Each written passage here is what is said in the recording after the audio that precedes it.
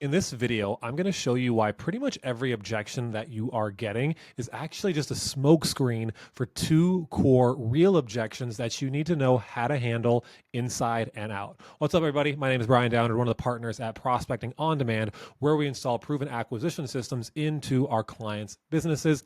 And I have a particular experience in this space where in our company, we've done just shy of $7 million in high ticket sales and helped our clients with these same methodologies generate more than $300 million in sales. So if you follow me to the end of this video, you'll pick up a couple of things that'll help you impact more lives and make more money in the process. So if you would like, by the way, to get access to my objection handling map here, pretty much walks you through all of the most common objections you're going to get, how to handle them, how to ask for the sale, how to loop back to the sale in case someone is not interested, and help kind of salvage that and turn a no into a yes. This has been really helpful for me on sales calls. And if you want a copy, just comment map below and I will send you a copy of this where you can use it for yourself. We're always updating it. It's always being updated with new ways in which we handle these frames. And you're actually going to get a little bit of a preview here of version 2.0 of that document. So let's get into it.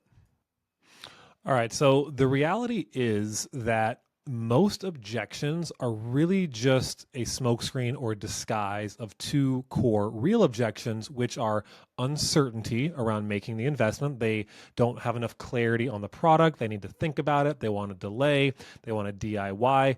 These are all common smokescreens for just this fear around actually making the decision. And then the second, and probably more common than that, would be the money objection, right? So you need to understand inside out how to handle money objections and the logistical objections and really fear-based objections around uncertainty. So there's obviously a lot of other objections we could kind of go through, stalling and delaying.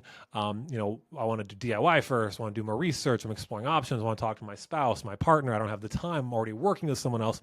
These are all variations of I'm too afraid or unclear to do it, so I'm just going to be polite and tell you, no, not right now, I'm going to think about it, or the money is really hard for me to kind of figure out, so let's just not do anything at all. So in this video, am going to walk you through the uncertainty kind of fear-based objections and how you can frame someone to go through that conversation and reframe some of their thoughts around that process. So pretty much for these two core objections around money and uncertainty, there's four kind of categories that I like to put all of my frames into. The first is rationale. So the rationale behind that thinking and helping them kind of explain to themselves and to you where that thought process comes from, and then maybe why it's probably not the best way to be looking at things.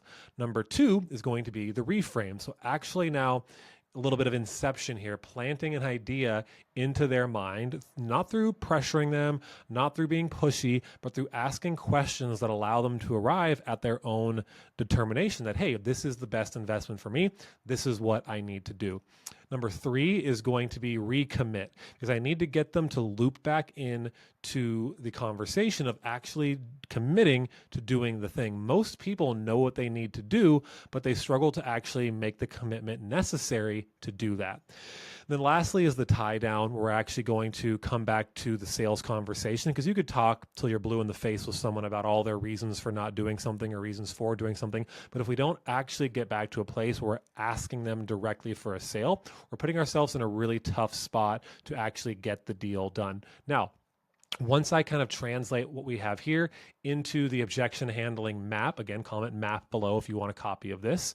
I will do another whole video on the money objection side of this. And I've done some of these videos prior where I've gone through these objections in a different way. But again, specifically around the, hey, I need to think about it. This is one of the most common things you're going to hear from prospects on a call. And frankly, it is one of the most challenging to overcome, because if you buy in to that thought process, if you ever heard of this idea, you are the objection you give. So if you tend to be someone who gives this objection where, hey, I need to think about it, I don't make rash decisions, I don't want to make emotional decisions, I just want to sleep on it, any version of that, it's very difficult to do for someone else what you can't do for yourself. So you really need to ask yourself, are you the type of prospect that you would want to work with? Because we tend to attract those people to us, and then we repel people who are actually good fits, who do make decisions quickly and who would otherwise join, but you let them get away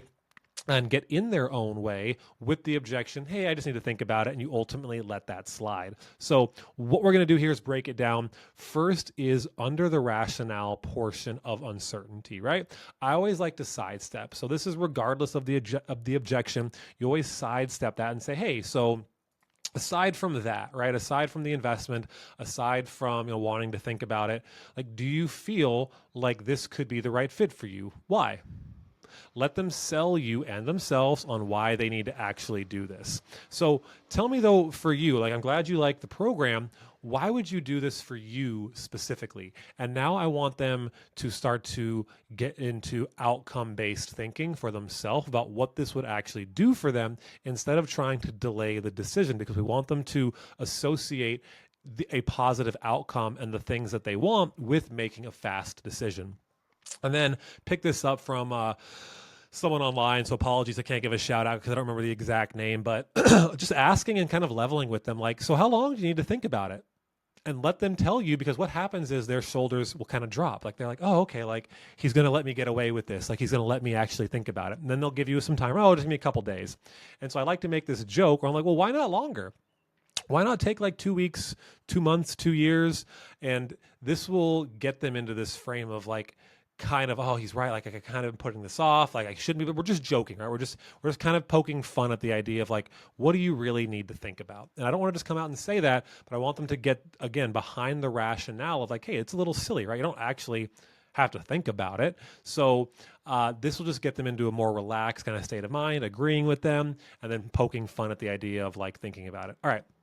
Now, step 2 here is certainty. We're still under the rationale category, but I want to, see what level of certainty they have around making this investment. So now I go, hey, joking aside, if you knew you couldn't fail, would you still hesitate, and would you need to think about it?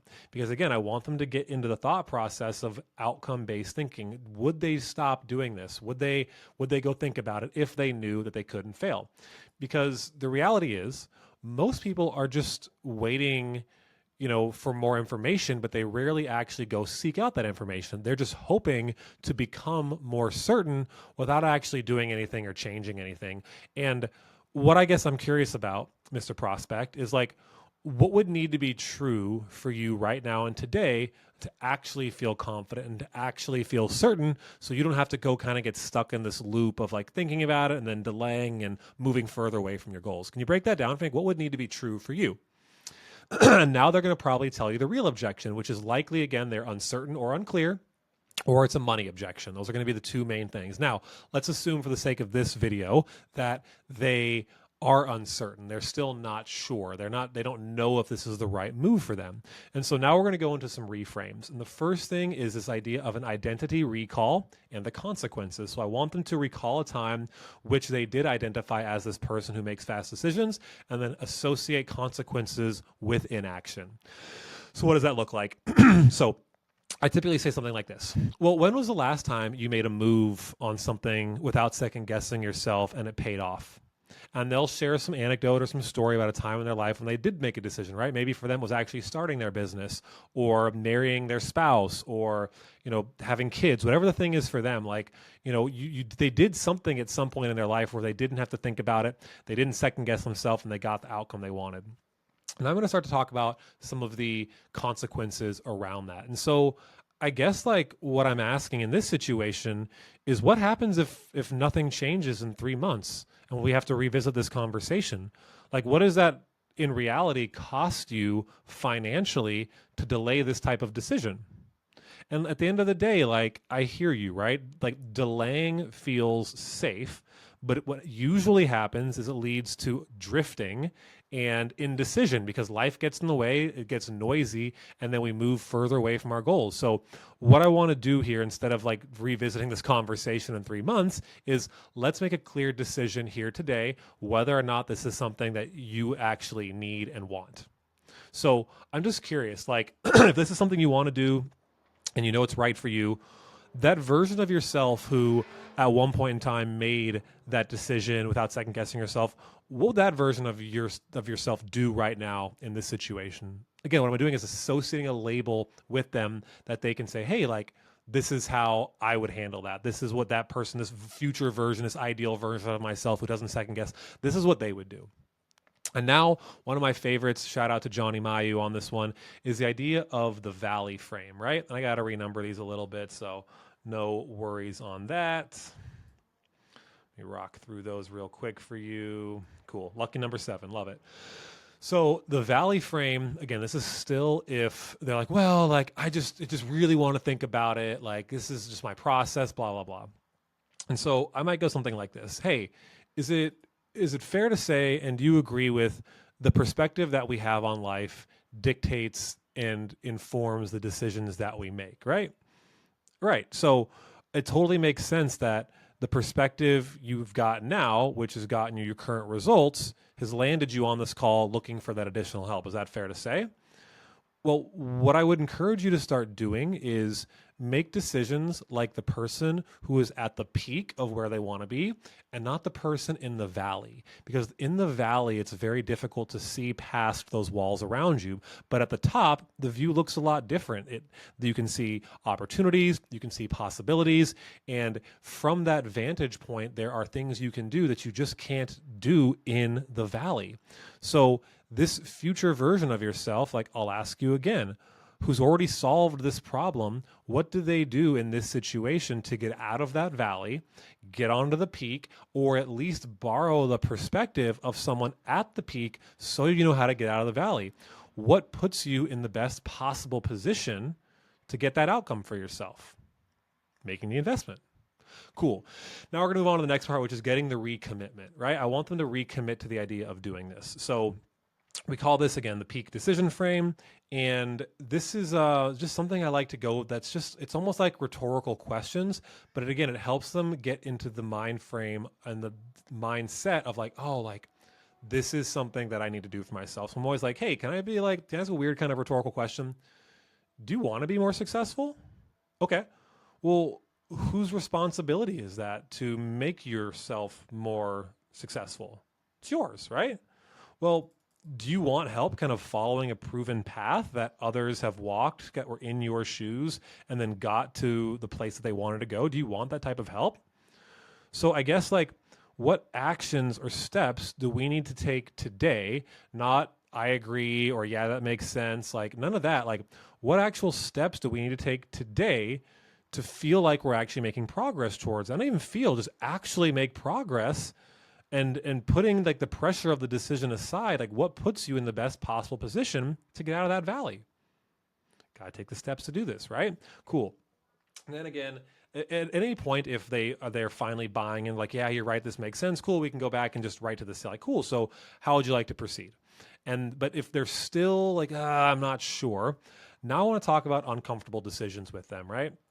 And the idea that every major win that people make and get in life started with a move that initially felt risky, right? Because big outcomes don't happen from making small decisions. Small decisions create small outcomes. If you want big outcomes, if you want to 3, 4, 5x your business, you need to actually make big decisions.